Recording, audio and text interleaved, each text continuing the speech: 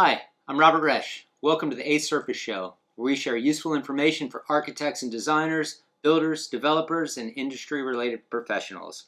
I'm back talking more about LVT, and today I want to talk a little bit about considerations before you procure it or specify it. Traditionally, what we're seeing is people choose LVT because it looks like wood, and they choose a color because it matches the cabinets, or they want it to coincide with the paint colors, and certainly those are important things, and I don't want to take that away from anybody, but there's other considerations that should be weighed before you select your LVT. Namely, do you want to go with a dryback LVT or a click floating floor? Dryback, glue down, floating floor, click system, floats together across the floor. Dryback can be pulled up individual piece. Rigid click LVT, you have to pull back from the wall to get to the piece that you need to replace. Those are considerations that need to be had. Additionally, while cost might and often is a driving consideration, don't rule out rigid click LVT as what may appear to be a more costly option. It may not necessarily be. With this LVT, you can have a backing, a soundproof backing included in the product itself. With this, it's an additional cost, an additional item that needs to be purchased. When specifying LVT, it's very important for very high traffic areas that you consider the construction not only of the overall thickness of the LVT, but the thickness of the wear layer.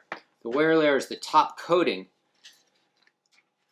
that absorbs all of the traffic.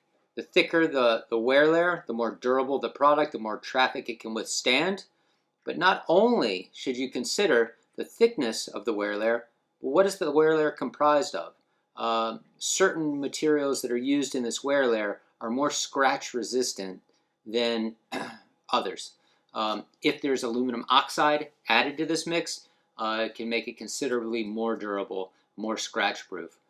Another consideration is with dryback, it's softer, it's more prone to denting, indentations, whereas a rigid click system with its SPC solid core is a bit more durable. It's much harder than dryback LVT. Another consideration is what type of surface do you want? There's a variety of embossing that can be chosen. Deep wood embossing, which is just random indentations on the surface, or EIR, embossing in register, which follows the grain pattern, and you can actually feel the grain pattern with your fingers. Those are two considerations. Lastly, I strongly recommend you consider color. The color of your LVT will determine the scratches that can appear in it. If you have a darker color LVT, the LVT gets scratched during construction. Those scratches will appear very, very white, very, very light, and against a dark background, they really jump out. Lighter shades of LVT tend to not show as much scratching. Those are just a few considerations. LVT is a great product. It's widely specified. It's the fastest growing segment of the flooring industry. And if you'd like to learn more, please click the link below.